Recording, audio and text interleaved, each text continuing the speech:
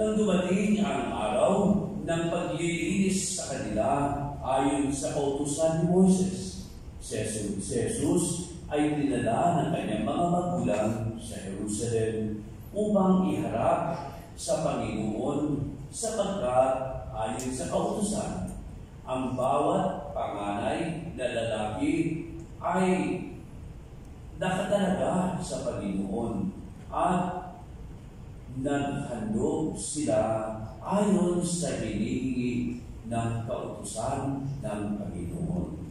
Mag-asawang bato-bato o dalawang inakay na kalapati. May isang tao noon sa Jerusalem na ang pangalan ay Simeon. Magapat at malapit sa Diyos ang lalaking ito na naghihintay sa katubusan ng Israel. Sumasa kanya ang Espiritu Santo na nagpahayag sa kanya na hindi siya mamamatay hanggat hindi niya nakikita ang Mesiyas na ipinangako ng Panginoon. Sa patnubay ng Espiritu, pumasok siya sa templo at nang dalhin doon ng kanyang mga magulang ang sanggol na si Jesus upang gawin ang hinihingi ng kautusan. Siya'y kinalo ni Simeon. Ito'y nagpuri sa Diyos na ang wika, kunin mo na, Panginoon, ang iyong abang alipin. Ayon sa iyong pangako, yamang nakita na ng aking mga mata ang iyong tagapagligtas na inihanda mo para sa lahat ng bansa. Liwanag itong tatanlaw sa mga hintil at magbibigay karangalan sa iyong bayang Israel. Ang mabuting balita ng Panginoon. Pinupuri ka namin, Panginoon Jesucristo. Mahirap maghanap, na sa kalagayan namin ngayon, yung papalit. Iilan lang ba yung naakit na or may encouragement tinakit ng mga magulang na katulad ninyo na pumasok sa seminaryo upang italaga ang sarili para sa pagpapalit o para sa pagiging relihiyoso katulad ni na sister na nakikita ni mga madre dito ay talagang hindi ho basta yung pinandaanan din nila kasi nga talagang isinupo nila ang kanilang propesyon. Yung sa kanila, mga doktor, may mga abogado, may mga ano pa mga kurso na tinadaanan. Yung iba may mga katungkulan sa gobyerno, nagtrabaho, iniwan ang lahat para maglingkod sa Panginoon. Yun po ang nangyari sa akin. I served the government for the past 15 years bilang isang doktor. Pagkatapos noong 15 taon na paglilingkod, ay iniwan ang trabaho sa kabila ng pagtutol ng aking tatay. Ay iniwan ang trabaho sa gobyerno, mataas na sahod at katungkulan para pasukin itong sinasabing iilan lamang ang nagnanais na maglingkod sa Panginoon. Sabi nga ng tatay, alam ko ng pala talaga, papasok ko sa seminaryo. Hindi na sana ako ng utang. Hindi na ako nagkasala-sala na yung ating mga pirin at ang ating mga ari-arian para mapagtapos ka. Nang gayon ay i-give up mo lang para ang mga ito. There is a mystery of calling.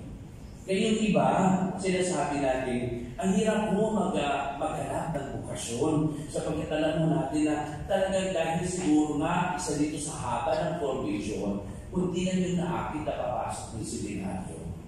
Yung iba talaga, pag pinuntahan mo yung mga magulang, sabi, Nanay, nakapasa po yung anak ninyo sa seminaryo.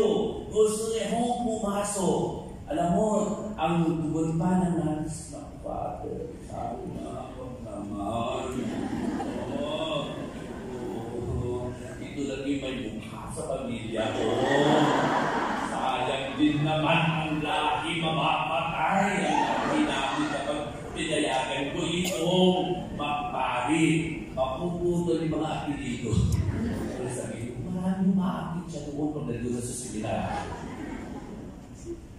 So wala kang makuha kasi ang gusto niya ay pag-doktorin yung kanyang anak. Yung anak niyo nakapasok po ng examination, papasok na po sa seminaryo. Ako, Father, huwag naman kasi ito lang po yung matalinong anak ko, pinakamatalino. Ito na lang isa ko kasi mukhang buko yung anak ko. Biro mo, yung una, ayaw payagan ng nanay, hindi naman may mukha. Sabi niyo, isa lang kasi medyo pangit yung mukha. Hindi masyadong titin. Bibigyan mo pagpapari, pero naman yung pangit yung ibibigay sa Panginoon. Yung isa naman, ayaw kasi nga yun ang pinakamatalino sa pamilya, yun na lang ang itutuloy. Yung isa na rin pangatlo ng Father kasi talaga may mabubuti. Kung gagawin pa sa tapa yung sasabihin talaga na bubo yung anak niya, kayo magpapariin yan. Punta naman ko sa place, ako, itubo yung anak yung ako po ninyo ay nakapasa sa seminaryo. Talagang ay naku, Father, huwag yan. Kasi yun ako ang pinakababait kong anak. Ito na kong bunso, tarantado ko. Pero mo, papapasok kayo sa seminaryo, yung isa, pangit, wala mukha. Yung isa, bubo. Yung isa, kaya nakababa akong training sa seminaryo kasi overhaul na ginagawa ko minsan. Diba? Tapos pagdating pa, ito pa, pag siya nakagraduate na, pabawiin na magulang. Father, ano ko muna yung anak ko kasi nga, kailangan niyo magtrabaho, pag-aralin niyo mga kapatid sa, di wala na rin. Mawawala na hanggang sa, wala nang tuluyan na maglaho yung bukasyon at wala nang papasok. Huwag kayo magkakad na magmagaling mag-sermon dito. Kasi yung binibigay nyo naman may bubo, tartado, yung mga iyan. Kaya katakot-takot ka rin, yung pinagdadaanan doon, yung overhaul na pagdadaanan ng isang magpapari para na lang mabigyan kayo ng magandang tapos, kung na hindi natin magsisimba doon, sisipati na pagdato ako. Kung makakontribute din naman kayo, walang kalakita ko eh. Ito na siya. Ako yan, Father, magaling yan. Magiging milyon yan, magiging politiko. Ito, Father, kasi talagang walang point kahit magsalita tayo. Wala na nakikilig sa kanya. Ulit pa lang sermon, tapos nakakatulog kayo. Yun yung mga binibigay mo sa simbahan. Sige. So, pinag-usapan natin, nasaan ba yung kaliwanagan para tayo ay magbigay sa Panginoon? Saan yung himana? Kasi kung minsan, tumatakbo tayo sa simbahan. Hinili nyo yung tayo ng mga kaparian, ng mga bilikod sa simbahan, kung ano maibibigay. So, you cannot give what you do not have. Kung wala ka rin maibibigay. Kung kulang kami sa kaalaman, ma-misguided kayo. O yan, gumraduate ako ng guidance and counseling. And then, hindi ito, hindi ito guaranteed that I could be a good counselor to you, that I could give you good advice. But we need enlightenment from the Lord na yun ang ibabahagi namin sa inyo. Kung makakita kayo na kaya yung mga kapalian kung minsan na hindi na nagdadasal, wala din silang ibahagi sa inyo. Na pagkatapos ng nila makita nila lang, nandun na sa upukan, lahat na nag-inuman, naglalaro na ng bakahan, nandun na sa saungan, na kung saan sumasabi-sabi. What I mean is that we cannot give what we do not have.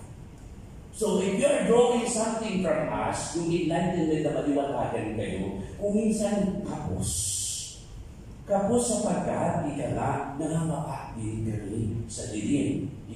Yung kaliwanagan na hinahanap po ninyo, kung minsan ay hindi nyo matagpuan. That's why a good number of our parishioners are kind of frustrated, disappointed. Kasi naghahanap ng sagot, walang maisagot yung mga kaparian katulad ko. So ang ending, lilipat maghahanap ng kaliwanagan sa ibang relihiyon. Ang dami sa ating mga kababayan na akala nila yung dito katedral dito ay katoliko dito. So maraming naligaw. nagsisimba dyan. O dito kaya, ay nandito pala kayo. Bakit mas maganda doon, Father, kaysa dito? O, sa harap-harap kayo ng Father, ha? Nasasabihan. Doon tingnan ko pala, ay, maganda nga. Kasi yung pari nila doon si Sharon, ang pangalan. Babae yung pari nila doon. Kaya pala sabi niya maganda. I mean, these are occasions, no? To die, so that may matagpuan na masumpungan tayo kaliwalagan na hinahanap natin. Kasi kung yun yung hinahanap, si Simeon, inabot na ng katandaan sa paghintay sa totoong liwanag na darating. Kaya nga, matanda silang dalawa ni Ana, pabalik-balik sa templo, hinihintay yung pagdating ng totoong liwanag. Hindi sila talaga nawalan ng pag-asa. So next, this year, we are celebrating the Jubilee Year of Hope, yung pag-asa. Nawawala na ba tayo ng pag-asa? Ano ang mga pinanggalingan ng kawalan ng pag-asa?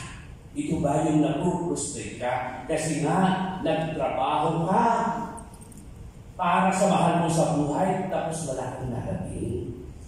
Ito ba yung mga nagbahagi dito sa akin?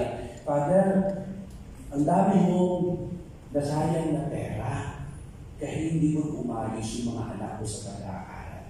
Nakiyang sakit ng kitang-kita ko yung mukha niya na hindi maano na talagang napuprustrate siya. Biro mo, inabot siya ng 16 na taon sa pagbahagi ko ng hirap para mapag-aral yung mga anak na only two na hindi nakakagraduate na sa high school. Kasi nga, nalulong sa maraming bisyo at napabayaan ng kanyang asawa. Kasi yung asawa niya, ng ibang bayan din. Na sana makikipbahay. Sabi, sana kami bahay na lang din ako. Kasi yung kapitbahay na alagaan pa ng asawa niya. So, mga mga anak niya, hindi na alagaan ng kanyang asawa. Typical story. But, you know you are dying for that. Kaya nga sinasabi natin na si Simeon hindi mamatay hanggang hindi niya nakikita yung totoong liwanag. Gusto niya ba mabuhay? Diba? Gusto niya mabuhay, pero dinalas niyo na yung mamatay. Ilang beses kayo namatay, ilang beses tayo namatay. Diba? Sa tuwing mga kailangan ng gusto mo, ng bumili para sa sarili mo, hindi mo mapagbigyan kasi maya yung budget mo para sa sarili mo ay ibibigay mo doon sa mga mahal mo sa buhay na nanangailangan. You die to your wants. Na gusto mo na tumigil na kasi nga napapagod ka rin. Pero sinasabi mo pag-uwi mo, wala kang madatnan, kaya pinili mo magpaiwan kasi kahit masakit sa loob mo. You die to yourself. Kaya pag sinasabi nila ilang beses ka namatay, maraming beses na. Maraming beses. Ayun yung sinabi, hindi ako namatay kagad, sinungaling ka. Maraming beses tayong namatay. Yung may iba sa atin na hindi ginustong pumunta dito, pero walang choice. Hindi iwanan yung pamilya, magtrabaho. So, namatay siya, sarili niyang pangangailangan para mapatugunan yung pangangailangan ng kanyang pamilya. You die to yourself. Yung gusto mong lumaban, pero hindi ka makalaban kasi wala kang choice. You are a slave. May rason ka, meron kang katuwiran, pero hindi mo kaya makatuwiran kasi you are under the baton of your employer. So you die to yourself. Yung galit na galit ka sa sarili mo, bakit hindi mo magawa sumagot? Kasi meron ka namang rason. Bakit hindi mo magawa ito? Kasi isinasaalang-alang mo yung relasyon na meron ka titing na respeto na naiwan sa'yo. So, piliin mo mamatay sa sarili mo para lamang mapagbigyan. Hindi madali yun. Hindi madali. Many times I spoke to yung mga kababayan natin nandiyan ngayon sa worldwide, nagbabalong-balong. Yung minsan wala sa sarili habang nag-aano ng mga nagsasasat kung ano-ano doon. Ano yung nilalagay mo? Hindi niya alam mo, chocolate o kung ano doon. Kasi parang wala siya sa sarili niya habang nag-ano siya. Hindi ko alam Father, basta gusto ko lang magpadala sa kanila. Kaya ano man yung makuha ko dito at maisiksi ko dito para na maipadala sa kanila. Because I wanted them to have something. When in fact, I have nothing. Yung mga may kurot. Yung hindi ako yung nakaranas, pero ramdam ko yung pinagdalaanan niya. Yung habang sa akin nakakita yung isang taong ipaki, pero tumutulo yung luha. Have you witnessed that? Maybe, hindi. Pero kung kasi nandun tayo, tinitingnan ko, nandun ako sa footbridge, sa ibaba, yung mga tinitingnan ko, yung iba talaga malungkot yung kaura habang ginagawa. So which means, you die sa several death, you have already died, several death. Na-experience niya ito. Na yung kailangan ninyo, pero yung biglang talakad ka na, papunta ka ng mall, kasi bibilihin mo yung talagang, yung alahas mo ng ulugan sa Singapore na doon sa World Mall. Papaakit ka sa escalator, biglang tumawag, makakuha rin sa condition kasi hindi pa ako bayan. Sa halina pupunta ka doon, ang punta mo, doon sa remittance. Kasi papadala mo siya, kasi gusto mong isalba, buhay siya yung anak mo. Pero ikaw, patay ka sa pamangkilaan mo. You are experienced 100 if not 1,000 deaths for those people who are here, who have been through a lot of experiences. And then we have so many stories of this man, the challenging stories na nanggagaling sa inyo. Hindi ko mo magawang matulog ng maaga. Iniisip ko yung mga sharings ko ninyo. Pinagdadasal ko na sa pamamagitan ka ng ito, natulungan ko kayo para mapawi man lang yung mga kalungkutan, yung sama, yung sakit na pinagdaanan ninyo. Nandun ako. So, kung may mga times na hindi kayo makatulong, I also experience previous time. Try to think about yung mga, halimbawa may mga mag-share sa akin, Father, yung iwan kong anak, inabuso na kanyang stepfather. How can I sleep? Hindi ko matulong. Iniisip ko parati, sabi ko, ano kaya yung pinagdaanan? Kung yung mga pinagdaanan na nag-share sa akin, sakit na loob, ako dahil wala kayong helpless, wala akong maitulong. Maliban sa ipagdasal siya, na sana wala mangyari, na sana magkaroon siya ng lakas ng loob na mag-report para masunod yung problem.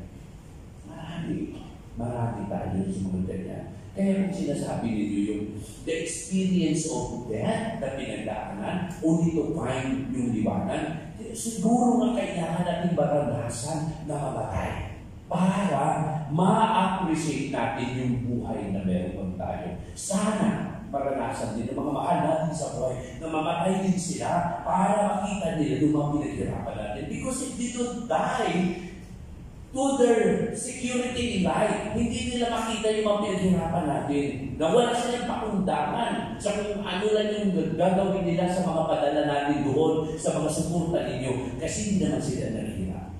They don't see. Kasi tayo, magaling tayo magtago. Yung iba sa inyo, sinasabi nyo ba yung pinagdadaanan ninyo? Hindi.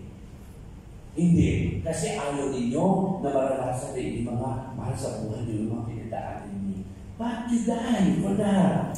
Namamatay tayo. May mga pagkakataon na gusto mo, pero hindi mo magawa. Kasi sila sa alang-alang mo pa rin yung kapakanan ng mga mahal mo sa buhay.